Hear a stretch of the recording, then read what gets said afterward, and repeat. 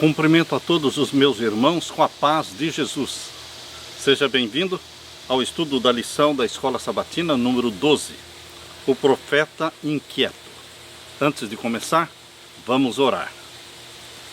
Pai querido que estás nos céus, a Ti nos dirigimos confiando nos méritos de Jesus, nosso Salvador. Pedimos que o Senhor derrame sobre nós o Espírito Santo ao abrirmos a Tua Palavra, ensinando-nos a mensagem que o Senhor tem para nós na vida do profeta Jonas. Que o Espírito Santo esteja com os meus irmãos e comigo ao abrirmos a Tua Palavra neste momento, em nome de Jesus. Amém. O profeta inquieto, o profeta fujão, o profeta que ficou infeliz com o sucesso da pregação, o sucesso do evangelismo que Jonas fez na cidade de Nínive, não trouxe alegria, contentamento para o seu coração. Ele ficou deprimido, ficou chateado, porque ele não queria que os ninivitas se convertessem. Dá para entender isso, meu querido irmão, minha querida irmã? Dá para entender este espírito de Jonas? Ele estava torcendo pela destruição dos ninivitas. O profeta insatisfeito com o sucesso da sua pregação. Jonas pregou sobre o arrependimento, mas no fundo, ele não queria que os ninivitas se arrependessem dos seus pecados. Estava torcendo pela destruição deles. Ele não gostava dos ninivitas e queria sim a destruição deles. Mas Deus lhe pediu para pregar sobre a graça. Deus lhe pediu para pregar sobre o arrependimento.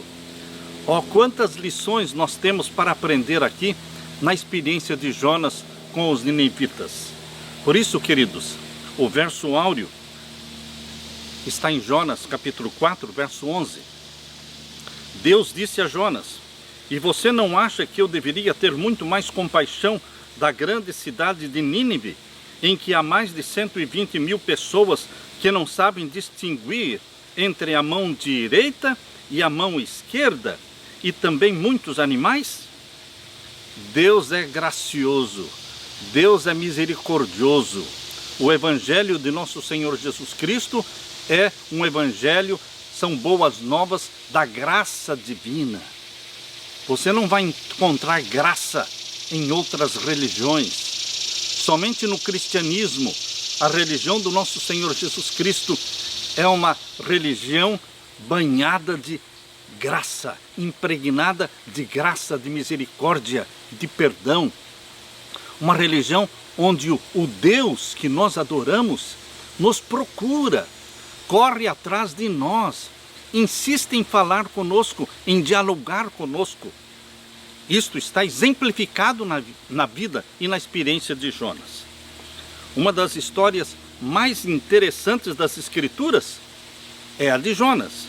Ali estava ele, um profeta de Deus, chamado pelo Senhor, mas que fugiu do chamado. Então, depois de ser persuadido de maneira dramática a mudar de ideia e obedecer ao Senhor, ele finalmente o fez, mas apenas para se queixar de que as pessoas a quem havia sido chamado para testemunhar e pregar tinham se arrependido, tinham sido poupadas da destruição. Queridos, dá para entender? Insatisfeito com o sucesso da pregação do Evangelho. Esse é um exemplo de alguém que não tinha descanso. Jonas não tinha descanso porque estava fugindo de Deus. Quem pode ter descanso fugindo de Deus? Que não estava em paz, a ponto de Jonas clamar: "Agora, Senhor, peço que tires a minha vida, porque para mim é melhor morrer do que viver." Jonas capítulo 4, verso 3. Elias, no momento da sua vida, pediu para morrer. Jonas, no momento da sua vida, pediu para morrer. Mas, queridos, você e eu também somos chamados por Deus para sermos profetas. Pertencemos a um movimento profético. Todos os que pertencem ao movimento profético e pregam as profecias de Deus, de Daniel, de Apocalipse e outras, eles são vistos por Deus como profetas. Nós temos uma missão dada pelo nosso Deus. uma missão de anunciar as profecias, principalmente os eventos escatológicos que mostram que a volta de Jesus está muito próxima. E nós temos que nos alegrar, nós temos que agradecer a Deus por esse privilégio de sermos chamados por Deus, capacitados pelo Espírito Santo para cumprir esta missão profética. Queridos, que a experiência de Jonas seja uma inspiração na sua vida e também uma advertência para nós, para que nos alegremos. Não é só você e eu que devemos e podemos desfrutar da graça divina. Deus quer nos ensinar que a graça, ela cobre o mundo inteiro. A graça divina cobre pessoas que estão em todas as religiões do mundo, em todas as igrejas do mundo. Pessoas cultas, pessoas incultas, pessoas que amam a Deus, pessoas que são ateias, pessoas que não querem saber de Deus. A graça divina corre atrás de todos e quer alcançar a todos. E Deus tem uma missão para você. Você é o portador das boas novas da graça divina. Aleluia! Na parte de domingo, fugindo, o profeta Fujão, ele fez exatamente o contrário do que Deus pediu. Deus pediu para que ele fosse à cidade de Nínive, ele foi exatamente para a cidade de Tarsis. Ele vivia a poucos quilômetros da cidade de Jope, que é uma cidade portuária, e ele foi até Jope, e ali ele comprou uma passagem, entrou no navio, não em direção a Nínive, mas em direção a Tarsis. Queridos, nós sabemos que Tarsis estava a 3.539 quilômetros de Jope. E Nínive, a cidade para onde ele deveria ir, atendendo e obedecendo o mandado de Deus, Nínive estava somente a 1.126 quilômetros de Jope. Ele comprou uma passagem para uma cidade muito distante, distante da missão que Deus deu para ele. Ele pensou, eu vou para uma cidade bem distante, eu vou para Tarsis, e lá eu vou esquecer de Nínive, e Deus vai se esquecer de mim também. Queridos, Deus não se esquece de você. Deus, quando pede, Ele pede. Deus, quando dá uma missão, Ele espera que esta missão seja cumprida. Você pode pensar assim, não, mas eu tenho livre-arbítrio.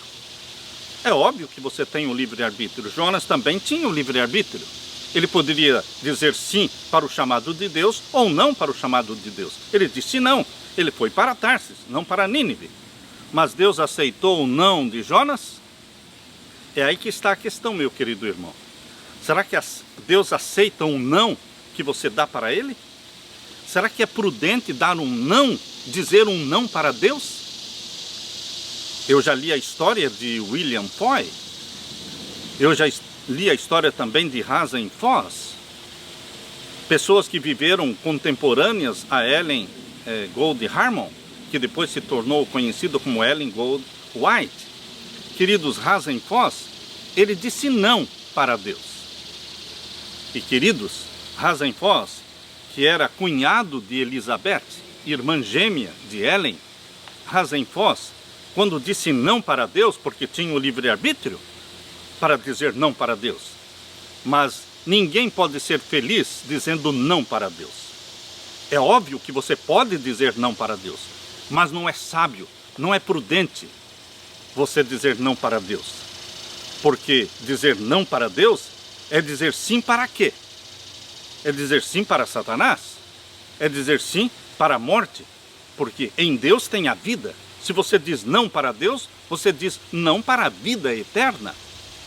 Deus não aceita um não e deixa tudo como está. Deus insistiu com Hazen Foss, mas ele insistiu também em dizer não para Deus. Finalmente Deus tirou o dom profético de Hazen Foss e colocou-o sobre Ellen Gold Harmon, uma menina de 17 anos de idade. Mas queridos, quando Deus tirou o dom profético de Hazen Foss, saiu também dele o Espírito do Senhor. E ele se sentiu perdido. Nunca mais teve interesse na palavra de Deus, em Bíblia, em religião nenhuma. Ele dizia, eu estou perdido. Ele dizia, a coroa da vida eterna que Deus daria para mim, Ele vai dar para você, Ellen. Deus tirou de mim e deu para você. Queridos, quando Jonas disse não para Deus, Deus insistiu. Jonas correu de Deus e Deus correu atrás de Jonas. Imaginem Deus correndo atrás de Jonas. É assim, queridos. Deus não foge de você. Nós é que fugimos de Deus. Mas adianta fugir de Deus? Para onde eu fugirei de Deus? Numa caverna?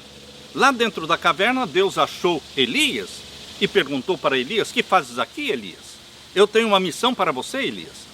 E tirou Elias da caverna e colocou na mão de Elias a missão, o trabalho de ungir ainda 2 reis e escolher um profeta que fosse o seu sucessor.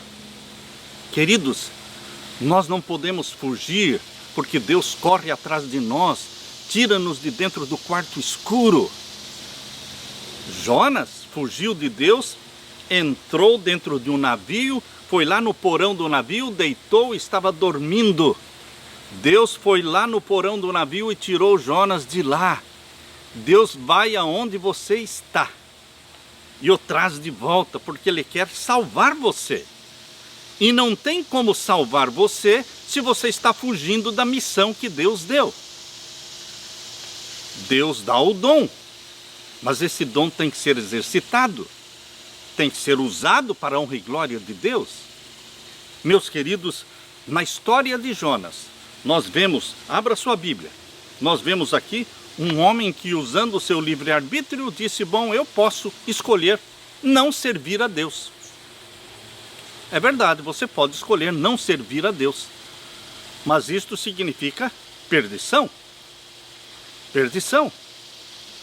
Aqui diz em Jonas capítulo 1, verso 1 em diante, e veio a palavra do Senhor a Jonas, filho de Amitai, dizendo, levanta-te, vai à grande cidade de Nínive e clama contra ela, porque a sua malícia subiu até mim.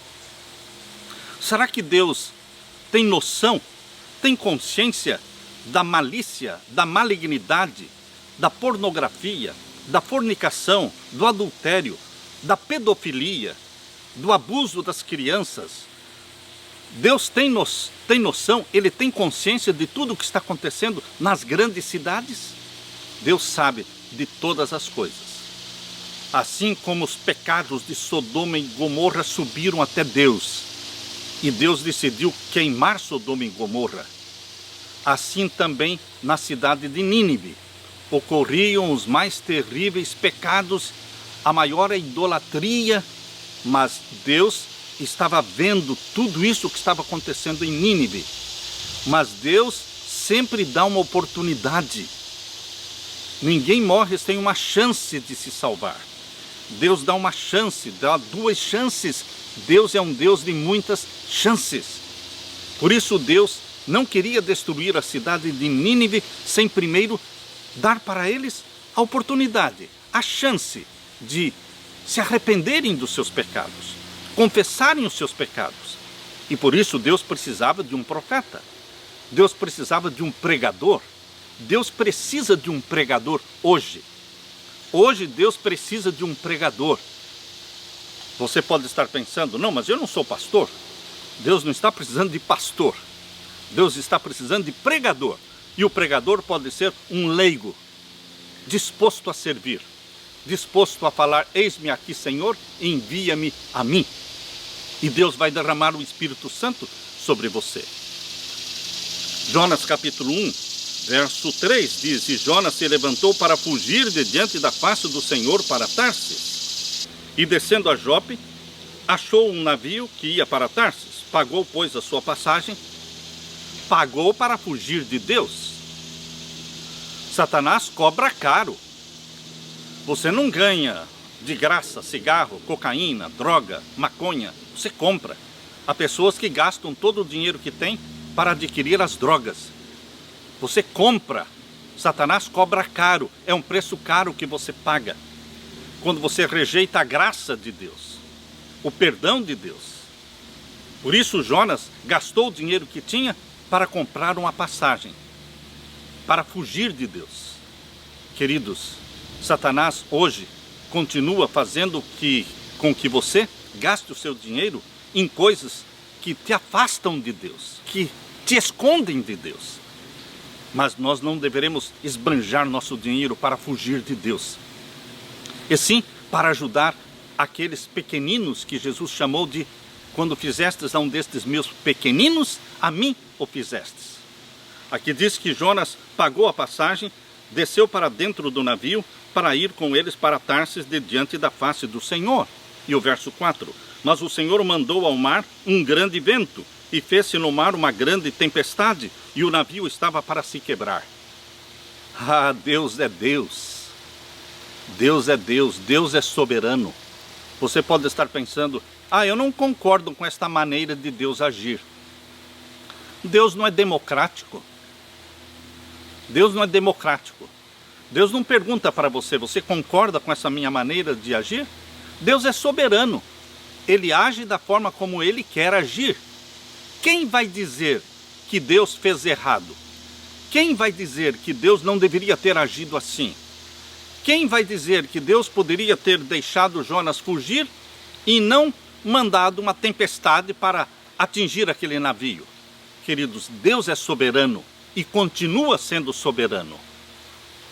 Nós nos submetemos a Deus porque Ele nos ama. Nós nos submetemos a Deus porque Ele nos criou, porque Ele nos redimiu em Cristo Jesus. Ele nos comprou pelo sangue de Jesus. Nós pertencemos a Deus pela criação e pela redenção. E Ele é soberano. Ele não pergunta para você qual é o dia para se guardar. Ele estabelece o dia para se guardar. Ele não pergunta para você qual a sua ideia sobre o dízimo. Ficaria bom para você 5%, 6%, 7%? O que você acha? Deus não pergunta, Deus determina. É 10% dízimo. O dia de guarda é o 7º dia, é o sábado. Queridos, Deus estabelece o certo e mostra o que é errado. Ele não deixa para que você decida o que é certo e o que é errado. Ele já decidiu. Deus é soberano nas suas decisões. Ele quer nos salvar a qualquer custo, a qualquer preço, porque Ele já pagou o maior preço, que é o sangue de Jesus. Por isso Ele é dono da nossa vida. Agora você pode não reconhecer isso, mas Ele continua sendo o dono da sua vida. E aqui a Bíblia diz em Jonas 1, verso 4, que Ele mandou uma grande tempestade e o navio estava para se quebrar. Verso 5: então temeram os marinheiros e clamava cada um ao seu Deus. Aqueles marinheiros, eles tinham seus deuses. Eram pagãos, não adoravam o Deus verdadeiro de Israel. Mas eles clamaram ao seu Deus. Cada um segue a luz que tem. Você não pode seguir a luz que não tem. Por isso nós que temos uma luz maior, precisamos partilhar esta luz maior com os outros, que ainda não possuem esta luz maior. Eles clamaram ao seu Deus, assim como muitos irmãos nossos católicos clamam aos santos, clamam à Virgem Maria, clamam aos santos da igreja, pensando que estão fazendo certo. Queridos, é a luz que eles têm. Alguém precisa abrir para eles a Bíblia, ir na casa deles e ler para eles a Bíblia, mostrando que há um só intercessor entre Deus e o homem. 1 Timóteo, capítulo 2, verso 5. Há um só mediador entre Deus e o homem, Jesus Cristo, o homem. Só Ele morreu por você. Só o sangue de Jesus pode nos perdoar os pecados. Mas esta luz tem que ser partilhada. Por isso Deus precisa de profetas, de pregadores. E aqui diz o verso 5: então temeram os marinheiros e clamaram cada um ao seu Deus e lançavam no mar as fazendas que estavam no navio para o aliviarem do seu peso. Jonas, porém, desceu aos lugares do porão e se deitou e dormia um profundo sono. Em meio àquele desespero, vocês estão percebendo que Jonas não entrou no navio e já desceu e foi para o porão dormir. Não, aqui dá a entender que quando o navio estava sendo açoitado por aquela tempestade e que os marinheiros estavam jogando tudo fora para que o navio não se quebrasse e não afundasse, Jonas estava alheio. Jonas não se incomodou com o desespero dos marinheiros. Ele simplesmente fugiu, deixou de ajudar também, fugiu, descendo para o porão, deitou-se e dormiu. Como podemos dormir enquanto o mundo está morrendo? Como nós podemos continuar sonolentos e mornos? Acorda, Laodiceia! Acorda, Laodiceia! Como nós podemos continuar mornos, dormindo, sonolentos espiritualmente, sem o Espírito Santo, sem partilhar, sem testemunhar, enquanto milhares e milhares estão morrendo cada dia, sem conhecer a luz do Evangelho?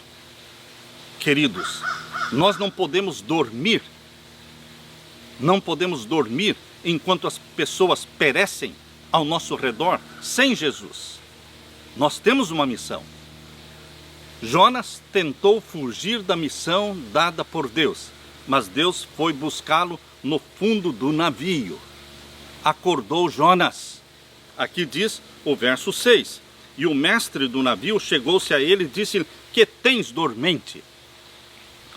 Foi Deus que usou o chefe do navio para descer até Jonas e acordá-lo. Queridos, Deus usa pessoas, não usa somente profetas, não usa somente pastores, não usa somente você, cristão, adventista do sétimo dia, não. Deus usa qualquer um que Ele quiser. Deus usou este mestre do navio para acordar Jonas do seu sono. Nós dizemos que as pedras estão clamando. Pedras estão clamando.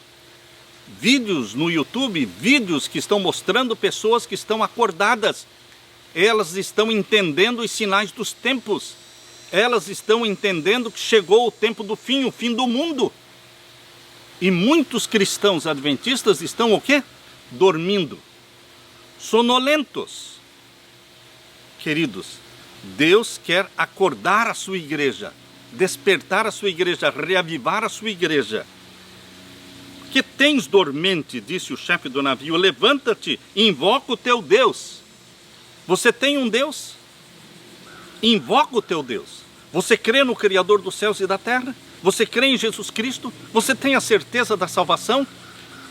Ou você tem a certeza da perdição? Ou você está em dúvida se está salvo ou se está perdido? Se você está em dúvida se está salvo ou perdido, provavelmente você esteja o quê? Perdido. Se um marido fala assim: eu não sei se eu amo a minha esposa ou não amo, eu digo rapidamente: você não ama. É claro. Se você está em dúvida se ama ou não ama a sua esposa, meu querido amigo, você não ama. Porque quando nós amamos, nós sabemos que amamos. Eu sei que eu amo a minha esposa. Eu sei que eu amo a Jesus. Quando Jesus perguntou para Pedro: tu me amas? Pedro não ficou assim sem saber responder. Ele disse: eu te amo, Senhor. Tu sabes que eu te amo. Queridos, quando nós amamos Jesus, quando nós amamos as almas pelas quais Jesus morreu, nós sabemos, nós fazemos planos. Onde eu vou, eu levo a minha Bíblia. Onde eu vou, eu levo o meu vidrinho com óleo santo, óleo ungido, para ungir pessoas.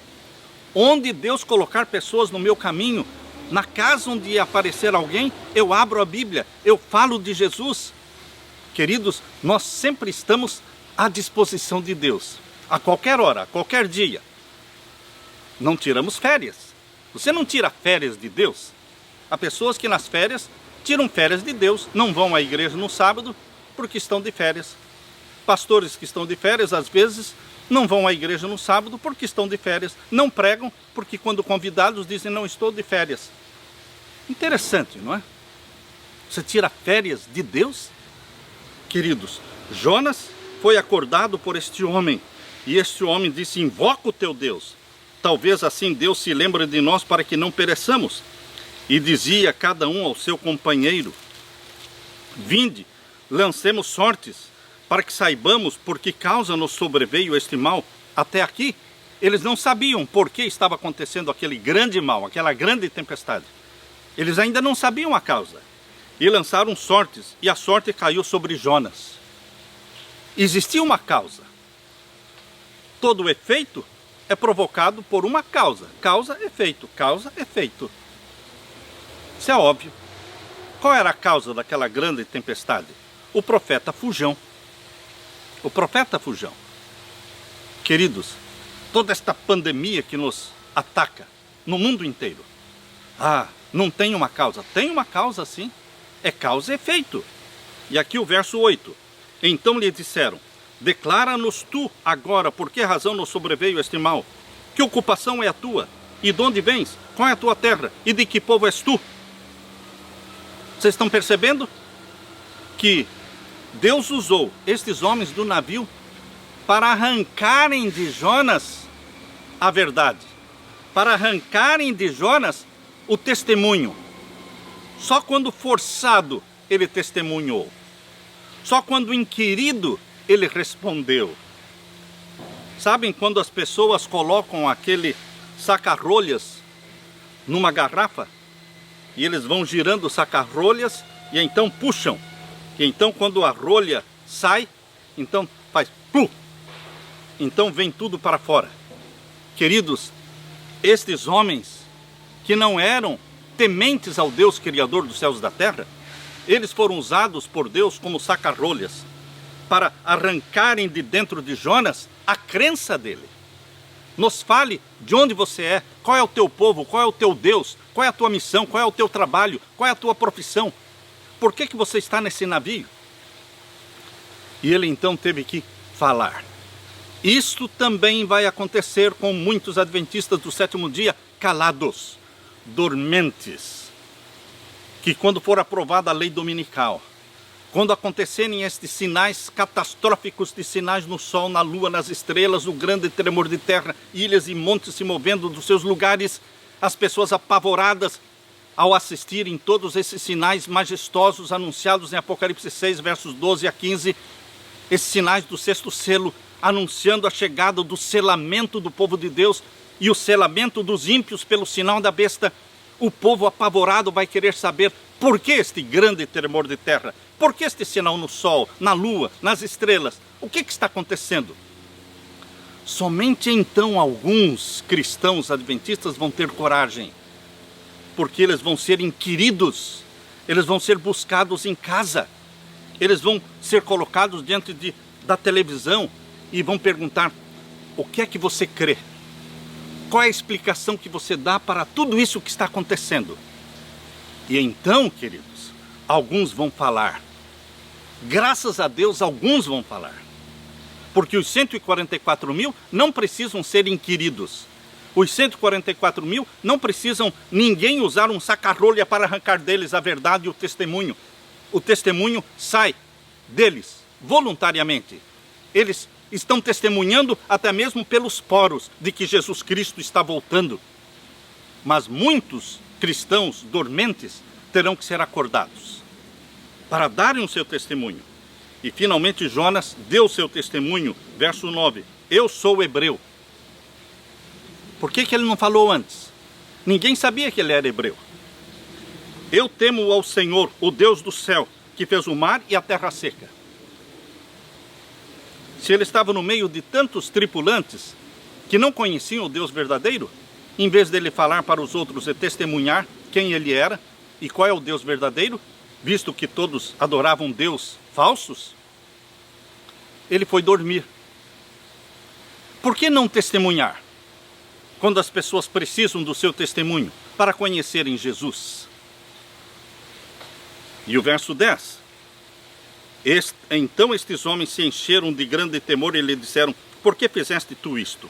Pois sabiam os homens que fugia de diante do Senhor. E agora diz o verso 11: disseram-lhe: o que te faremos para que o mar se acalme? Porque o mar se elevava e engrossava cada vez mais.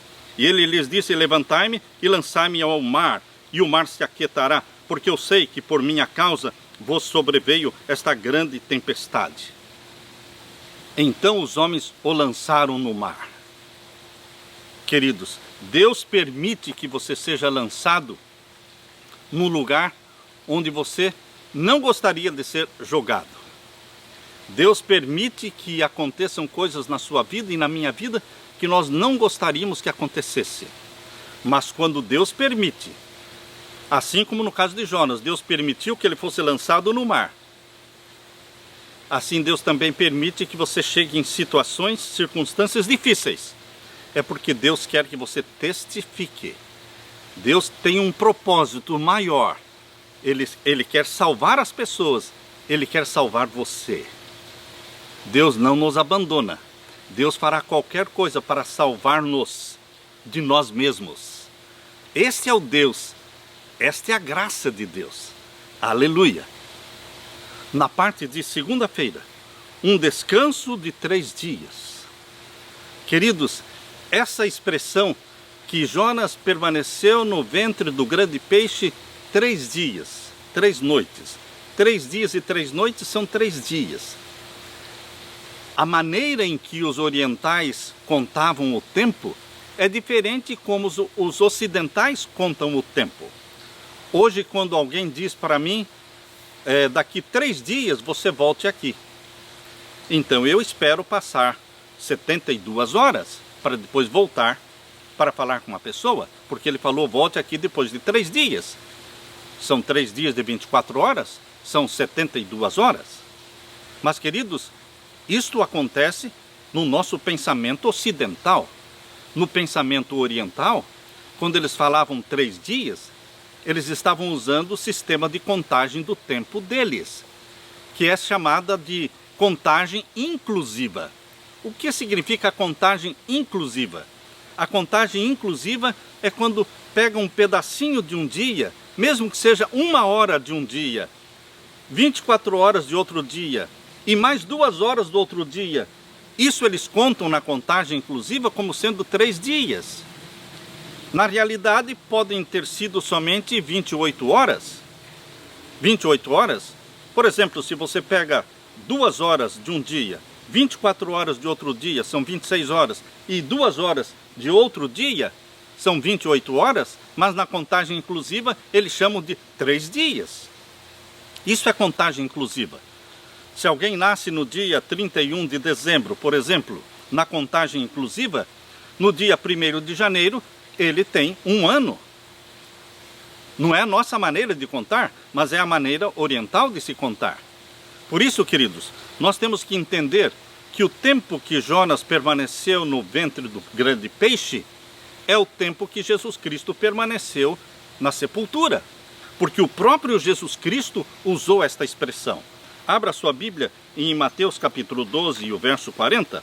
Mateus capítulo 12 e o verso 40. Aqui nós lemos: pois, como Jonas esteve 3 dias e 3 noites no ventre da baleia, do grande peixe, ninguém sabe se era uma baleia, mas era um grande peixe, assim estará o Filho do Homem 3 dias e 3 noites no seio da terra. Algumas pessoas que querem dizer que Jesus Cristo ficou 72 horas morto, então elas dizem que Jesus morreu na quarta-feira. Mas, queridos, você está tentando entender a Bíblia pelo pensamento ocidental, mas a Bíblia segue um pensamento oriental. É contagem inclusiva. Jesus morreu às 3 horas da tarde da sexta-feira. Das 3 horas da tarde até às 6 da tarde, são 3 horas. 3 horas da sexta-feira. Aí Jesus Cristo permaneceu morto 24 horas do sábado. 3 horas da sexta-feira mais 24 horas do sábado são 27 horas. Ele ressuscitou na madrugada do domingo, do 1º dia da semana. Vamos supor que Jesus Cristo tenha ressuscitado aí 1 hora da manhã ou 2 horas da manhã. Então você soma as 3 horas da sexta, as 24 horas do sábado, mais 8 ou 9 horas do domingo. Então você vai ter o que aí? 3 mais 24, 27. Mais 8, 35 horas. 35 horas, queridos. Sendo chamado de 3 dias, porque é a contagem inclusiva. Jesus Cristo não permaneceu morto 72 horas.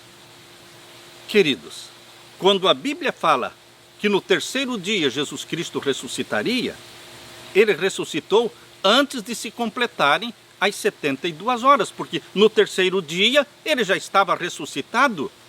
Ou seja, passaram-se algumas horas do 3º dia, ele ressuscitou. E quando ele apareceu para os discípulos lá na estrada de Emaús, os discípulos disseram: hoje é o 3º dia. Mas eles estavam caminhando com Jesus sem saber que era Jesus. Abra sua Bíblia em Lucas, Abra sua Bíblia em Lucas e vejam a experiência de Jesus com os discípulos. Lucas, capítulo 24 de Lucas, capítulo 24 de Lucas, e o verso 19. Vamos ler o verso 18 em diante. E respondendo um, cujo nome era Cleófas, disse-lhe: És tu? Eles estavam conversando com Jesus. Jesus já tinha ressuscitado. Jesus já tinha subido ao Pai, porque ele subiu ao Pai no dia da ressurreição, que foi o dia 16, que era o dia das primícias. Jesus se apresentou ao Pai com aquela multidão que ressuscitou com ele no dia das primícias.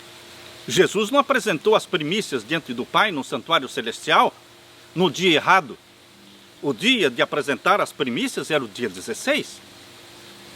Por isso, queridos, Jesus ressuscitou no dia das primícias, subiu ao Pai e voltou. E agora ele estava caminhando com os discípulos de Emaús. Ele já tinha voltado do céu. E aqui diz, e respondendo um cujo nome era Cleófas, disse-lhe: És tu só peregrino em Jerusalém e não sabes as coisas que nela têm sucedido nestes dias? E ele, que é Jesus, lhes perguntou: quais coisas? E eles lhe disseram: as que dizem respeito a Jesus Nazareno, que foi varão profeta, poderoso em obras e palavras diante de Deus e de todo o povo. E como os principais dos sacerdotes, os nossos príncipes, o entregaram à condenação da morte e o crucificaram. Agora presta atenção no verso 21. E nós esperávamos que fosse ele o que remisse Israel. Mas agora, ou seja, hoje, sobre tudo isso é já o terceiro dia. Eles estavam no terceiro dia. Queridos, Jesus não esperou terminar o terceiro dia para ressuscitar. Ele ressuscitou no terceiro dia, porque o primeiro dia da semana era o terceiro dia. Ele morreu na sexta, às 3 da tarde, permaneceu 24 horas no sábado na sepultura, ressuscitou na madrugada de domingo, por isso no terceiro dia, mas ele já tinha ressuscitado. As pessoas que dizem que Jesus Cristo teria que permanecer na sepultura 72 horas, porque são 3 dias, elas não entendem o pensamento bíblico. Não entendem. Assim também foi com Jonas. Jonas ficou na barriga do peixe, do grande peixe, 3 dias. Mas podem ter sido 28 horas, podem ser 29 horas, 30 horas, ninguém sabe. Mas foram 3 dias na contagem inclusiva. Mas tudo era milagre. O grande peixe foi um milagre. Foi um milagre de Deus. O permanecer vivo dentro da barriga do peixe foi um milagre de Deus. Queridos, milagres não se explicam cientificamente. Milagres não se explicam com leis físicas que nós conhecemos. Milagres, são inexplicáveis. Deus fez o milagre. Deus preparou este peixe. Deus fez que o peixe o engolisse. E Deus preservou a vida de Jonas no ventre do peixe. Deus conduziu o peixe até a praia. Deus fez com que ele vomitasse Jonas. Queridos, 3 dias foi o tempo em que Deus deu descanso para Jonas. Você está muito apressado, Jonas. Você está fugindo de mim. Você está correndo. Eu vou te dar 3 dias de descanso para que você medite em tudo em que eu pedi para você, na sua missão. E lá no ventre do peixe, Jonas teve tempo para pensar e meditar e orar. Por isso diz aqui que Jonas pensou. Abra sua Bíblia em Jonas, o capítulo 2. Jonas, capítulo 2. Nós vamos ver agora o verso 1 em diante. Jonas, capítulo 2, verso 1 em diante. E orou Jonas ao Senhor seu Deus. Orou aonde? Dentro da barriga do peixe. Das entranhas do peixe, diz aqui. Ele disse: na minha angústia clamei ao Senhor e ele me respondeu. Do ventre do inferno. A palavra inferno aqui, hebraica, é Seol. É as profundezas, é o abismo. Não está falando do inferno, do lago de fogo e enxofre. Não confundam as coisas. No hebraico, a palavra Seol, que é muitas vezes traduzida por inferno, no português, não se refere ao lago de fogo e enxofre. Se refere à sepultura, a um lugar escuro onde a pessoa está. Jonas estava num lugar escuro, num abismo, lá no profundo do mar. Por isso ele diz, ele me respondeu do ventre do Seol, do abismo. Gritei, e tu ouviste a minha voz. Deus ouve a voz. Deus queria ouvir a voz de Jonas. Deus criou toda esta situação para forçar Jonas a orar. Será que Deus tem que criar situações, forçar situações para fazer com que você ore? Para fazer com que você clame a Deus? Porque há pessoas que não têm tempo para orar. E Deus então faz com que elas parem. Elas ficam sem saída, num beco sem saída. E elas ficam às vezes paradas em cima de uma cama, dentro de um quarto de hospital. Deus às vezes paralisa a pessoa para que ela possa ter tempo para meditar, para orar, para conversar com Deus. Porque Deus quer conversar com você. Não é que Deus está fugindo e você está correndo atrás de Deus, não. Quem está correndo atrás de você é Deus. É você que está fugindo e Ele está correndo atrás de você, como fez com Jonas. E finalmente, Jonas não tinha para onde fugir dentro da barriga do peixe, ele só podia o quê? Orar. E ele orou. E Deus, que já estava querendo que ele orasse, Deus quer que você ore, Deus conversou com Jonas. Deus respondeu à oração de Jonas. E Deus fez com que o peixe o vomitasse na praia. Não para ele passear, não para ele brincar, porque nós não estamos brincando no planeta Terra. Você e eu nascemos nesta terra com uma missão. Jesus nasceu com uma missão. Você e eu somos filhos e filhas de Deus. Você e eu temos uma missão. Nós não estamos aqui brincando. Nós temos um inferno a evitar. Nós temos um céu a ganhar. Nós temos um povo a preparar para o céu, para a segunda vinda de Jesus. Aleluia! Na parte de terça-feira, missão cumprida. Comparada a qualquer cidade em Israel, Nínive era uma cidade enorme. Ora, Nínive era uma cidade muito importante diante de Deus, eram necessários 3 dias para percorrê-la. Isso está aqui em Jonas capítulo 3. Abra sua Bíblia e vamos ler o capítulo 3, versos 1 em diante. E veio a palavra do Senhor segunda vez para Jonas. A primeira vez ele fugiu. Agora a segunda vez, ele estava bonzinho. Você pode pensar, bom, deste jeito até eu estaria bonzinho. Queridos, Deus permite situações para nos humilhar diante dele. Ele quer nos salvar. E ele sabe, se ele deixar você seguir o seu próprio caminho, você vai se perder. Então Jesus permite situações que nos forçam a correr para ele. Nos forçam a depender dele. São situações intencionais que Deus permite. Porque Deus fará qualquer coisa para salvar você. Mesmo quando Deus permite uma doença que faz com que você fique meses numa cama, Deus tem algum propósito de fazê-lo se aproximar dele, clamar por ele, agarrar-se na mão dele. Entenda desta forma, não fique revoltado com Deus. É o amor de Deus que se manifesta mesmo na hora do sofrimento. E veio a palavra do Senhor segunda vez para Jonas, dizendo: levanta-te e vai-te à grande cidade de Nínive e prega contra ela a pregação que eu te disse. E agora? Jonas voltou a comprar uma passagem para fugir? Não, agora não. Agora Jonas estava humilde, estava tranquilo, submisso, e ele disse: eis-me aqui, Senhor, eu vou até a cidade de Nínive. Eu não gosto deste povo, o Senhor já sabe disso. O Senhor já sabe, eu não gosto desse povo. Eu acho esse povo um povo perdido. Para mim não tem jeito esse povo. Para mim o melhor que fosse realmente destruído todo este povo de Nínive. Mas o Senhor está pedindo para eu ir lá, eu vou. Porque eu sou submisso ao Senhor. Mas eu não gosto deles. Eu torço pela perdição deles. Queridos, Deus não torce pela sua perdição.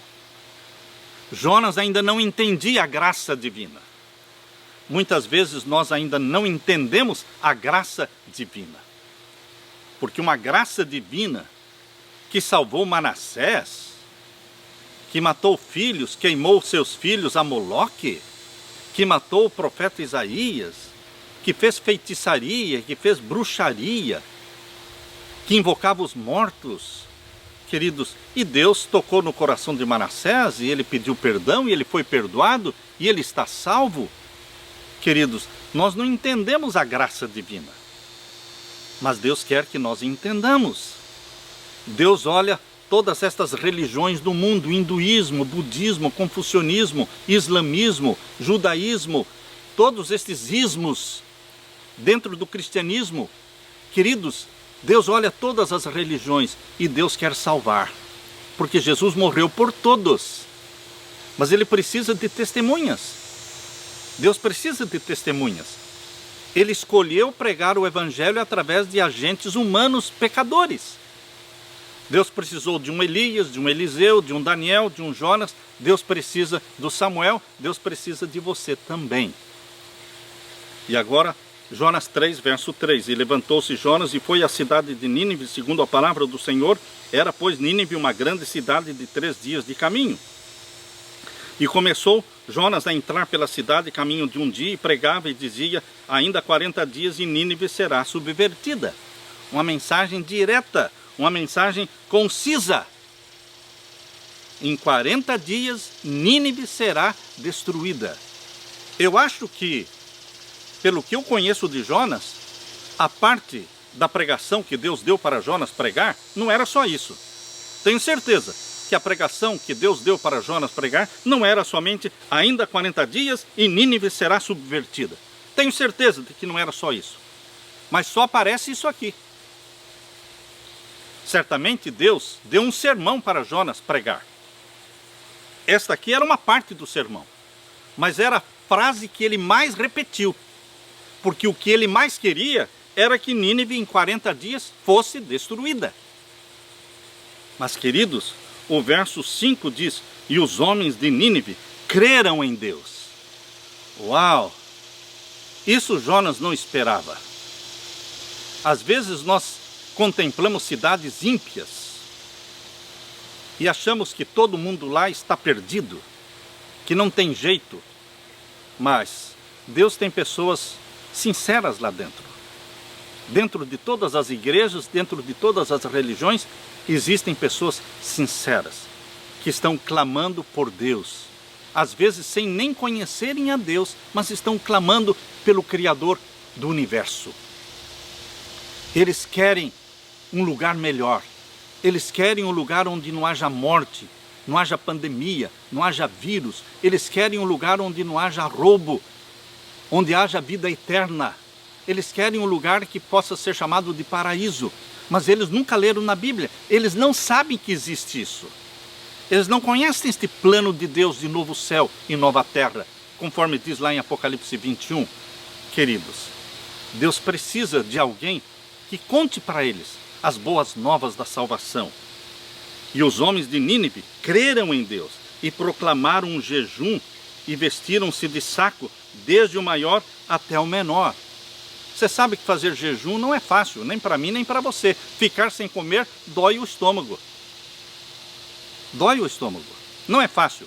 Agora imagine para este povo que não era cristão, este povo que não amava a Deus, estavam fazendo jejum para alcançar graça e misericórdia de um Deus que eles nem conheciam. Mas eles fizeram, eles creram. E não somente o povo de Nínive. E o verso 6, porque esta palavra chegou ao rei de Nínive, e levantou-se do seu trono, e tirou de si os seus vestidos, e cobriu-se de saco, e assentou-se sobre cinza. O rei também se humilhou. Rei e povo se humilharam. Verso 7, e fez uma proclamação que se divulgou em Nínive, por mandado do rei e dos seus grandes, dizendo: nem homens, nem animais, nem bois, nem ovelhas provem coisa alguma, nem se lhes dê pasto, nem bebam água. Era um jejum não somente para os seres humanos, homens e mulheres de Nínive, mas também para os animais. E era um jejum de não comer coisas sólidas, frutos, alimentos, mas também de não beber água. Um jejum difícil, difícil. Verso 8, mas os homens e os animais estarão cobertos de sacos e clamarão fortemente a Deus e se converterão cada um do seu mau caminho e da violência que há nas suas mãos. O rei reconheceu que havia pecado que havia descaminhos, que existia violência e que precisava haver conversão. O rei reconheceu a necessidade da conversão e do arrependimento. E o povo também reconheceu. Verso 9. Quem sabe se voltará a Deus e se arrependerá e se apartará do furor da sua ira, de sorte que não pereçamos. Eles creram na mensagem de Jonas. Às vezes, quando me convidam para falar a um certo grupo de pessoas, eu vou falar e às vezes sou tentado a pensar: será que vai adiantar? Será que alguém aqui vai ouvir? Será que esta semente está caindo num terreno fértil? Ou esta semente será comida pelos passarinhos, sufocada pelos espinhos? Ou essa semente que estou espalhando aqui vai cair num terreno pedregoso e não vai criar raiz nenhuma? Queridos, o nosso trabalho não é ficar pensando nas consequências. Nosso trabalho é cumprir com a missão, pregar o Evangelho. E o resto? O Espírito Santo fará a conversão. O Espírito Santo convencerá as pessoas do pecado, da justiça e do juízo, conforme diz João capítulo 16, verso 8. Isto é obra do Espírito Santo. As pessoas foram convertidas em Nínive. Verso 10. E viu Deus as obras deles, como se converteram do seu mau caminho, e Deus se arrependeu do mal que tinha dito lhes faria, e não o fez. Uma profecia condicional.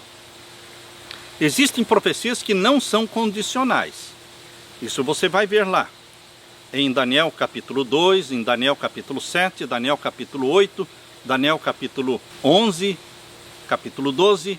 Você vai ver profecias que não são condicionais.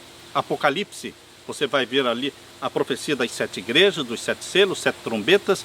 Não são profecias condicionais. Ou se o povo se arrepender, isso não vai acontecer. Não. As profecias que não são condicionais vão acontecer. Vão acontecer.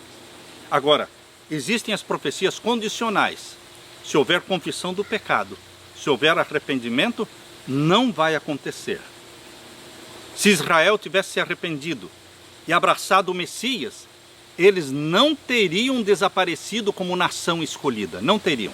Era condicional. Mas eles não cumpriram, não abraçaram o Messias.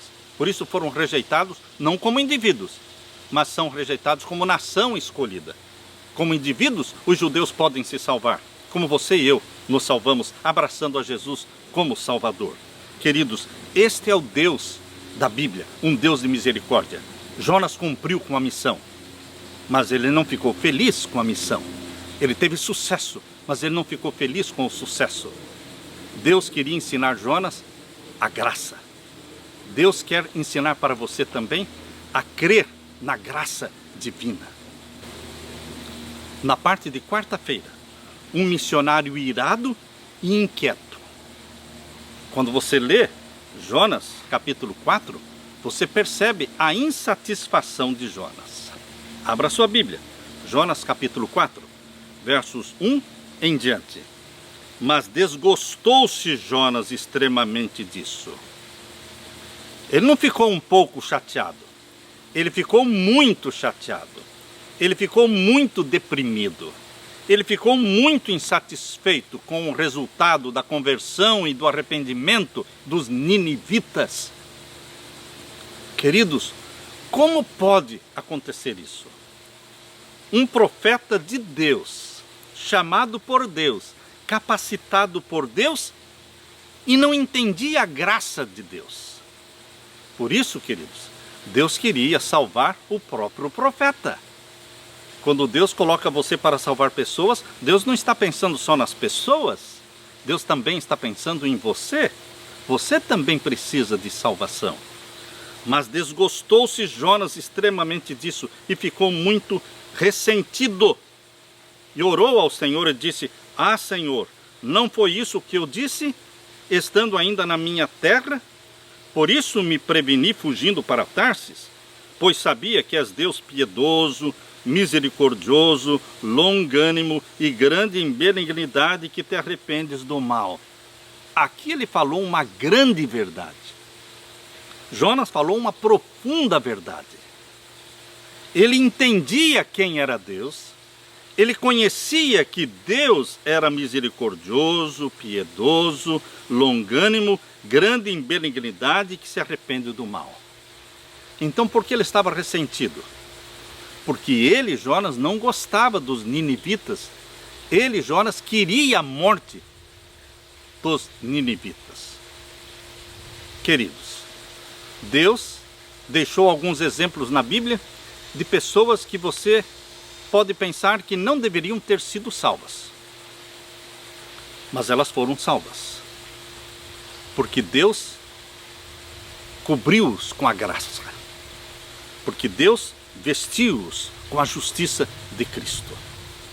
Deus terá no céu pessoas como Nabucodonosor, que fez tanta coisa errada, matou tanta gente, e Deus se revelou a Nabucodonosor várias vezes, até que finalmente Deus colocou Nabucodonosor num spa, o spa de Deus, e deixou Nabucodonosor no spa divino, não por 21 dias, 3 semanas, mas por 7 anos, só bebendo água e comendo capim, para que ele se humilhasse diante de Deus. O que é que Deus não faz para salvar uma pessoa? O que é que Deus tem que fazer para salvar você, meu irmão? Isto é graça, graça infinita. Jonas capítulo 4, verso 3, ele disse: peço-te, pois, ó Senhor, tira a minha vida, porque melhor me é morrer do que viver. Geralmente, meu querido irmão, quando nós pedimos para morrer, nós não sabemos o que estamos falando. Elias não sabia o que estava falando quando disse: tire a minha vida, não sou melhor do que os meus pais, quero morrer. Jonas também não sabia o que estava falando: tire a minha vida, melhor é morrer do que viver. Ora, por que Jonas estava zangado? Por que Deus deveria tirar a vida dele? Só porque ele não queria assistir à salvação dos ninivitas? Só por isso? Só porque Deus deu para ele uma demonstração, uma mostra do que é a graça divina? Ele ficou zangado porque ele queria que eles morressem? Porque ele disse: em 40 dias Nínive será destruída. Mas ele esqueceu de que se eles se arrependessem, Deus não os destruiria. Queridos, aqui diz o verso 4: e disse o Senhor: é razoável, Jonas? É razoável esse teu ressentimento? Faz sentido isso que você está sentindo? Isso que você está pedindo para morrer? Faz sentido isso? É razoável este teu ressentimento? Então Jonas saiu da cidade e assentou-se ao oriente da cidade, e ali fez uma cabana e se assentou debaixo dela, à sombra, até ver o que aconteceria à cidade. Ainda estava torcendo pela destruição da cidade, é óbvio. Verso 6: e fez o Senhor Deus nascer uma boboreira que subiu por cima de Jonas, para que fizesse sombra sobre a sua cabeça, a fim de o livrar do seu enfado. E Jonas se alegrou em extremo por causa da boboreira. Era uma sombra muito boa que a boboreira estava fazendo sobre ele. Mas Deus enviou um bicho no dia seguinte, ao subir da alva. Deus tem um propósito, queridos, em tudo que ele faz. Na boboreira também. Quando Deus tira você da sua zona de conforto, porque Jonas estava numa zona de conforto, estava tranquilo, uma sombra fresca, numa zona de conforto, só esperando para ver o que ia acontecer. Deus tirou Jonas da zona de conforto, fez com que a boboreira morresse. Mas Deus enviou um bicho no dia seguinte, ao subir da alva, o qual feriu a boboreira, e esta se secou. E aconteceu que, aparecendo o sol, Deus mandou um vento calmoso oriental, e o sol feriu a cabeça de Jonas, e ele desmaiou, e desejou com toda a sua alma morrer, dizendo: melhor me é morrer do que viver. Outra vez, pela terceira vez, Jonas está falando em quê? Na morte. Por quê? Porque ele não estava aceitando o que Deus estava fazendo. Você precisa aceitar a graça de Deus, você precisa aceitar o jeito de Deus ser. Deus é Deus. Deus é Deus. Deixe Deus ser Deus na sua vida. Verso 10. E disse o Senhor: tiveste compaixão da boboreira, na qual não trabalhaste, nem a fizeste crescer, que numa noite nasceu e numa noite pereceu, e não hei de eu ter compaixão da grande cidade de Nínive, em que estão mais de 120 mil homens, que não sabem discernir entre a sua mão direita e a sua mão esquerda, e também muitos animais? Isto é graça divina. A graça de Jesus nos cobre. A graça de Jesus nos salva. Aleluia! Na parte de quinta-feira, uma rua de mão dupla. Eu convido você, querido, para ler comigo o que está em Lucas capítulo 9, versos 51 a 56. Abra sua Bíblia. Uma rua de mão dupla. Lucas capítulo 9, verso 51 em diante. Quando Deus nos dá uma missão profética, ou nos dá uma mensagem para pregar, Deus não está pensando somente nas pessoas que precisam ser salvas. Deus está pensando também na salvação do pregador. Você sabe que os salvos salvam? Os salvos salvam. Se aqueles que pensam estarem salvos não estão trabalhando pela salvação de ninguém, é melhor que você pense em que esta salvação não é certa. Se você não está envolvido na salvação de ninguém, é provável que você também não esteja salvo. Porque os salvos em Jesus Cristo, eles são possuídos pelo Espírito Santo. E eles vão testemunhar. Eles não vão conseguir se calar. O testemunho deles vai sair não somente pela voz, mas pelos poros, pelos olhos. As pessoas vão saber que você é de Jesus e quão precioso é Jesus na sua vida. Você vai transmitir isso, você vai revelar Jesus aos outros, porque é impossível esconder a luz. É o que Jesus falou. Pode uma cidade, não é, uma luz, ser escondida? Não. Pode o sal não salgar? Vós sois o sal da terra, vós sois a luz do mundo. Queridos, onde o sal está, ele salga. Onde a luz é colocada, ela ilumina. Não tem como esconder a luz ou a presença do sal. Por isso não tem como esconder a sua presença. Se você é de Jesus, os outros saberão que você é de Jesus. Por isso, meus queridos, eu digo que os salvos salvam. É uma rua de mão dupla. Jesus, ao pedir para que Jonas fosse a Nínive, estava pensando na salvação dos ninivitas? Sim. Mas estava também pensando na salvação do próprio Jonas. Ele não podia continuar alimentando o ódio contra os ninivitas. Ele odiava os ninivitas. Ele desejava a perdição deles. Como Deus pode salvar e levar para o céu alguém que tem ódio no coração? Deus pretendia a conversão também de Jonas. Deus coloca o amor dele no seu coração para que você ame as pessoas, para que você busque os perdidos, para que você os traga para os pés de Jesus Cristo.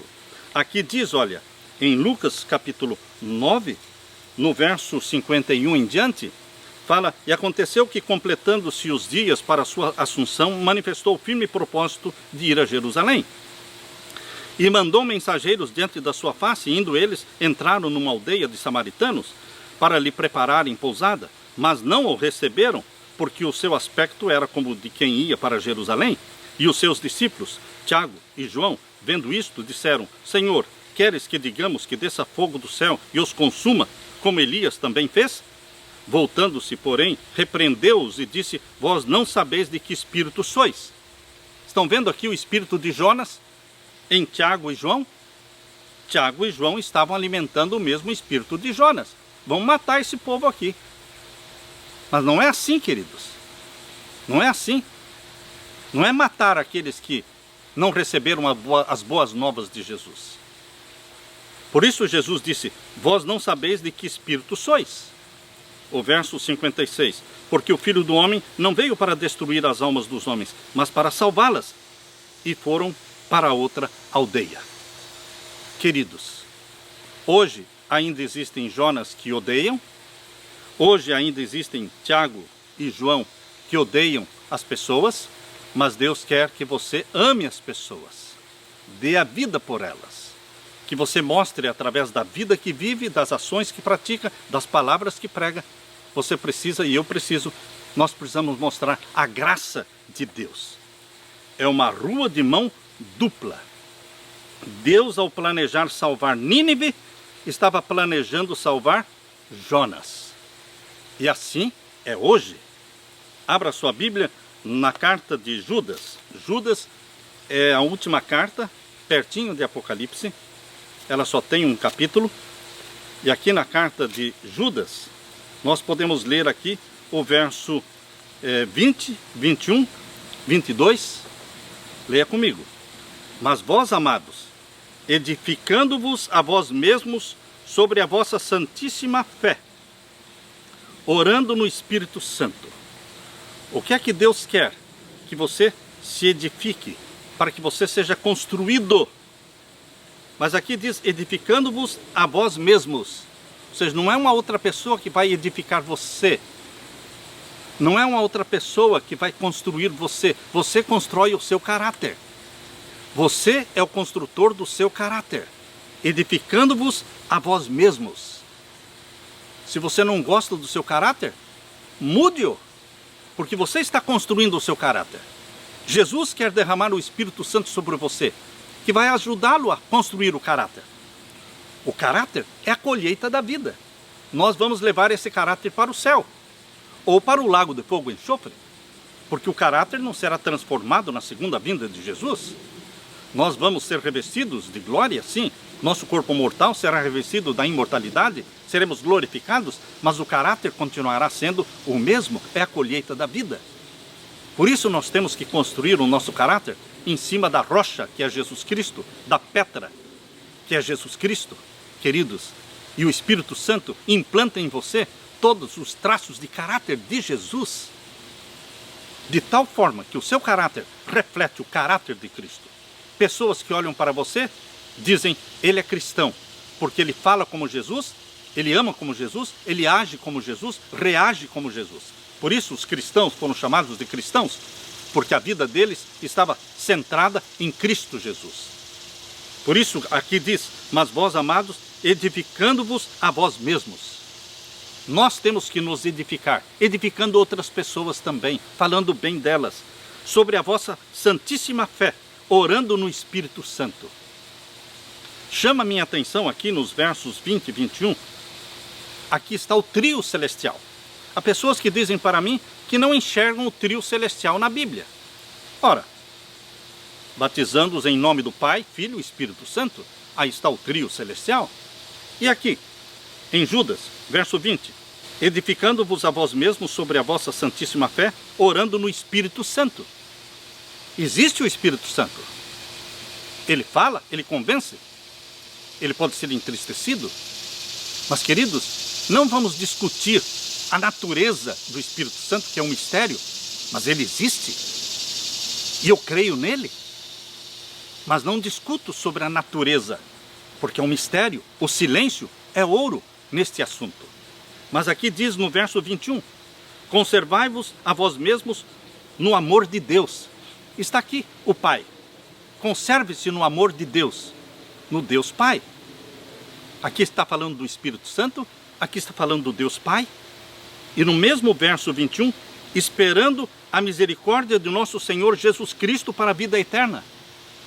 Estão vendo que no verso 20 e 21 está falando do trio celestial, orando no Espírito Santo, conservando-se no amor de Deus e esperando a misericórdia do nosso Senhor Jesus Cristo para a vida eterna? Pai, Filho e Espírito Santo, está aqui, claramente. Ah, mas como é que se explica? Não se explica, nós cremos. Eu não preciso entender para crer. Eu tenho é que crer, para um dia entender. Quando eu chegar no céu, eu vou entender plenamente como é a divindade. Mas por enquanto, eu creio nela.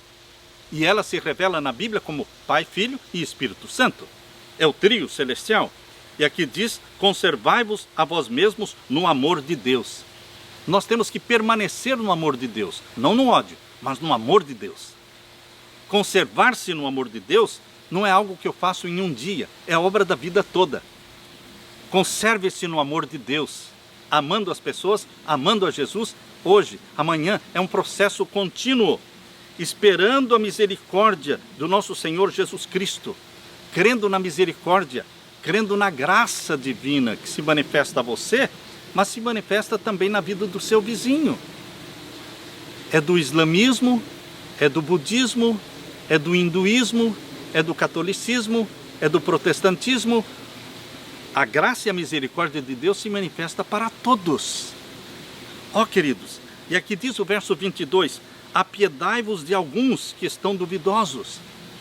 Tenha compaixão daqueles que têm dúvidas. Duvidar não é pecado. Pecado é não buscar resposta para as dúvidas. Por isso, meus queridos, quando você vê nas pessoas dúvidas, busque solucionar as dúvidas, orar com elas, abrir a Bíblia, estudar a Bíblia com elas. Se disponha nas mãos de Deus, se disponha aí, onde queres que eu vá, Senhor? Quais casas, quais famílias o Senhor quer que eu vá uma noite ou 2 noites na semana estudar a Bíblia com elas? Mesmo quando eu tiro férias, queridos, mesmo onde eu estou estudando a Bíblia com alguém. Quando nós fomos visitar nosso filho que morava em McAllen, no Texas, permanecemos lá quase 3 semanas, nós estudamos a Bíblia com a família hispana, queridos, e Deus dá o dom de línguas também. E toda a família foi batizada. Nós temos que ter compaixão das pessoas. Nós temos que ajudar as pessoas que têm dúvidas, levando para elas o Evangelho, abrindo para elas a graça divina. Apiedai-vos de alguns, tenham compaixão de alguns que estão duvidosos. E agora o verso 23, e salvai alguns arrebatando-os do fogo. Quando você salva uma alma, você libertou-a, você arrebatou-a do fogo, do lago de fogo e enxofre. Porque se você não buscar salvar as pessoas, muitas vão morrer e vão ser queimadas no final dos 1000 anos. No final dos 1000 anos vai ter o lago de fogo e enxofre, que é a segunda morte. Isso está lá em Apocalipse capítulo 21, verso 8. Lá estarão os fornicários, os mentirosos, queridos, lá vão sofrer o dano da segunda morte, que é no lago de fogo e enxofre. Mas quando você está abrindo a Bíblia, quando você está indo à casa das pessoas estudar a Bíblia com elas, você está salvando alguns, arrebatando-os do quê? Do fogo. Tende deles misericórdia, com temor, aborrecendo até a roupa manchada da carne. Tenha misericórdia deles. Vamos usar de misericórdia, porque nós também precisamos da misericórdia de Deus. Queridos, Jonas não estava pronto para ter um vizinho ninivita no céu. Talvez a gente não esteja pronto para ter um vizinho que nós não gostamos como vizinho nosso no céu. Mas Deus quer nos ensinar através da vida e da experiência de Jonas que nós precisamos quebrar com os preconceitos e olhar para cada pessoa como filho, filha de Deus. Pessoas pelas quais Jesus morreu. E falar, eis-me aqui, Senhor, envia-me a mim. Deus está perguntando, a quem enviarei? Quem há de ir por nós? E a resposta que Deus quer ouvir de você, meu querido irmão, minha querida irmã, é esta, eis-me aqui, Senhor, envia-me a mim. Toca os meus lábios com a brasa viva do teu altar e batiza-me com o Espírito Santo. Que Deus derrame sobre você o Espírito Santo e que saiamos em busca dos perdidos para Jesus Cristo. Aqueles que estão salvos, eles planejam dia e noite salvar outros que ainda não estão salvos.